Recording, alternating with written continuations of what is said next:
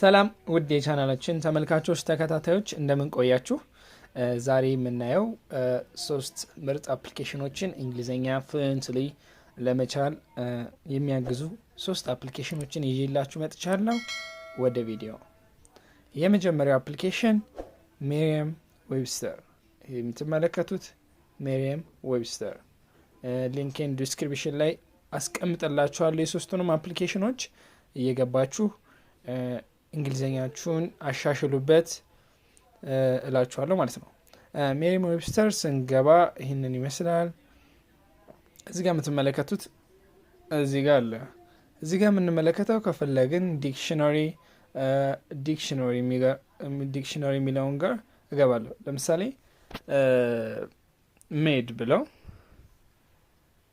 ስለ ሜድ ኢትስ ፓስት ቴንስ ዘ ፓስት ፓርቲሲፕል ሜክ ኢንተር ምን ይሰጠናል? ዲፊኒሽን ይሰጠናል።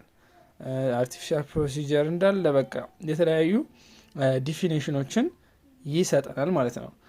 እና ወይ ሜሪየም ዌብስተር የሚመርጥበት ደግሞ ሌላኛው ምክንያት ወርድ ኦፍ ዘ ዴይ በየቀኑ እንትን ይሰጠናል ማለት ነው።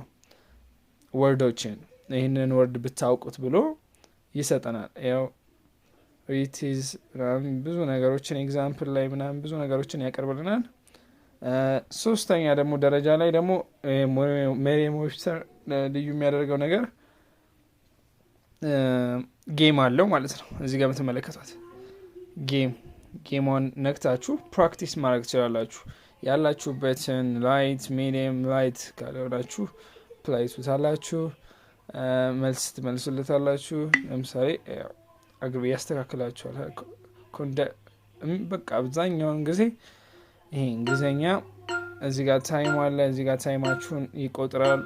ለምሳሌ እንደዚህ ዝም ብላችሁ እንደዚህ ያደረጋችሁ አፕሊኬሽኖችን ተጠቀሙበት እላለሁ። ሜሪየም ዌብስተር አንደኛ አፕሊኬሽን ነው፣ ተጠቀሙበት። በሁለተኛ ደረጃ ላይ የምናገኘው ደግሞ እንግሊሽ ኢሬጉላር ቨርብ።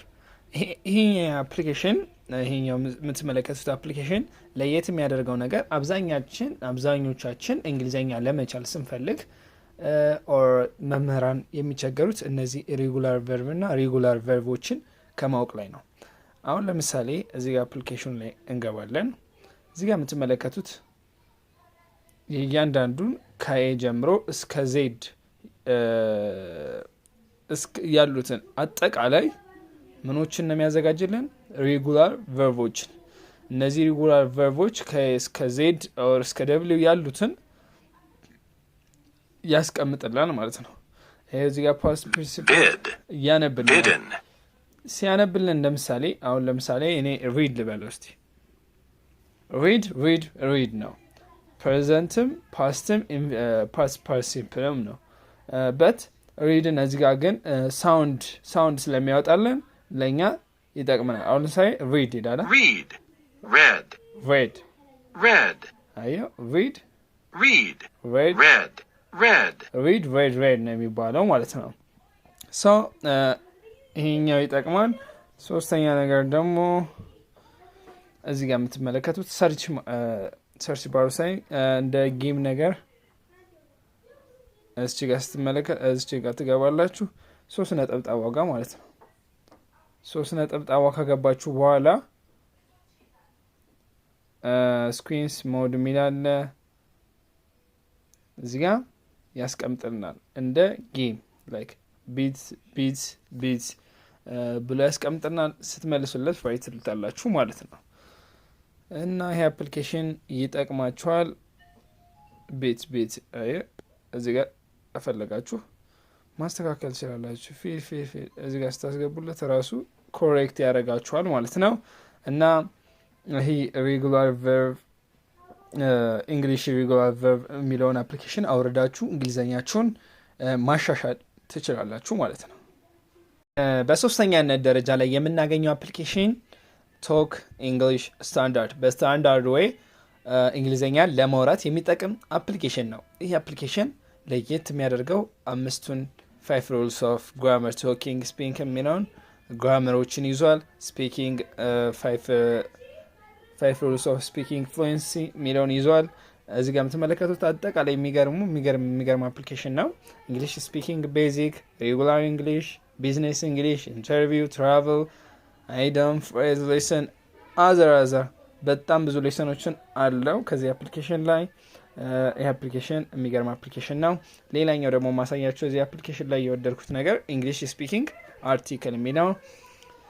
ይሄ ስፒኪንግ እንግሊሽ አርቲክል የሚለው ስንት ነገሮችን 4 ነገሮችን ይዟል። የመጀመሪያው 5 rules of speaking fluently ለማውራት እንግሊሽን ምን ማድረግ አለበት። 5 speaking rules you need to know ብታውቁት አሪፍ ነው ብሎ 5 rule አለው ለማውራት። don't study grammar too much study ብዙ ግራመሮችን ማጥናት የለባችሁም። learn and study phrase ነው ማጥናት ያለባችሁ። reading and listening is not enough. Practice speaking what you hear የምታወሩትን ማዳመጥ እንዳለባችሁ ምናምን በጣም ብዙ ነገሮች አሉት። የሚገርም አፕሊኬሽን ነው። እንዲሁም 7ቱን ወርቃማ የሚባሉትን ብታውቁት ምናምን አሪፍ ነው እንግሊዘኛችሁን ለማሻሻል። grammar of speaking information grammar of speaking የሚለው ደግሞ information on grammar pertaining to English speaking እዚህ ጋር was subject ምን እንደሆነ subject ስለ subject ስለ practice ስለ predict